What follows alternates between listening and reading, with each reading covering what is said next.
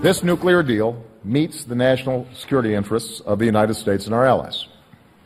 It prevents the most serious threat, Iran obtaining a nuclear weapon, which would only make the other problems that Iran may cause even worse. That's why this deal makes our country and the world safer and more secure. President Obama earlier this week telling reporters that the deal reached with Iran Tuesday is the best outcome. Now, since the nuclear agreement was made between world leaders in Iran, many members of Congress have spoken out against the deal, warning this deal paves the way to a nuclear Iran and a more unstable Middle East. Go more in depth on this week's big announcement. Let's bring in Newsmax Chief Washington correspondent John Gizzi. How you doing, John? Doing great. Pleasure to talk to you today. Nice talking to you. Now, the president urged everyone to read the agreement. Let's hope our representatives got into the specifics a little bit, did some of that reading. Does not seem to be helping his cause. A lot of Congress members still opposed. What's your read right now where we stand on Capitol Hill? Well, questions about the nuclear agreement dominated this afternoon's briefing at the White House. At this point, the administration is trying to make the case that if Congress rejects the agreement, in other words, if it votes no and the president vetoes the package coming from Capitol Hill, and then they actually override his veto, which takes 2/3 of the House and the Senate, they make the case that they will be out of step with Russia, China, and the rest of the P5 nations, who are also the permanent members of the UN Security Council. In other words, it's not a deal between just the United States and Tehran. It's a deal between the P5 and Tehran. And in that case, the others will go ahead with opening up their trade barriers and their economic barriers to the regime in Iran. The United States will not, and we will be out of step.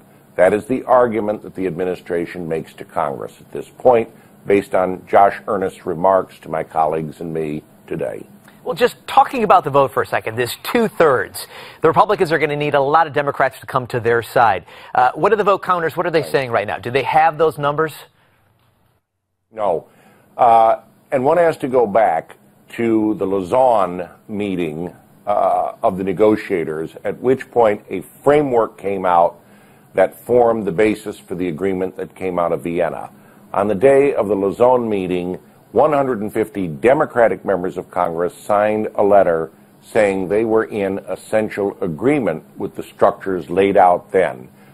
It is very likely that a good chunk of the Democrats will stick with their president, and if everyone who signed that letter votes in favor of the treaty, the president can veto and then survive an override. So what's the strategy here? What do Republican leaders try to do? Because so much of this is going to be argued in front of the American public. It's really a tough issue to understand, though. So what's the strategy? How do they get this issue out in front of the American public to see if maybe this is a good or a bad deal?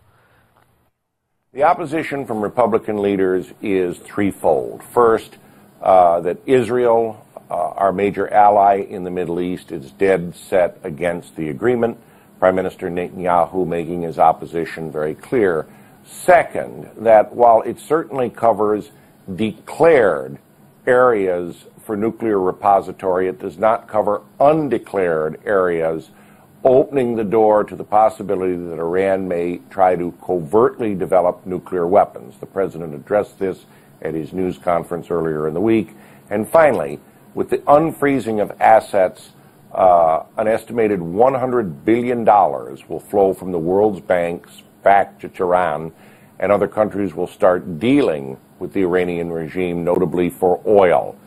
Pharmaceutical goods will go into Iran, and in turn the Persian rugs will be on the world market. You might call it drugs for rugs.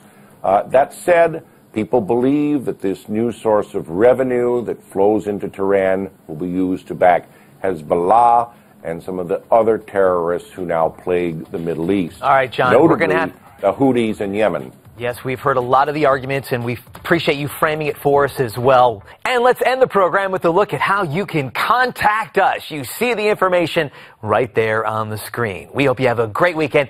Thanks for watching, everyone. JD's back on Monday.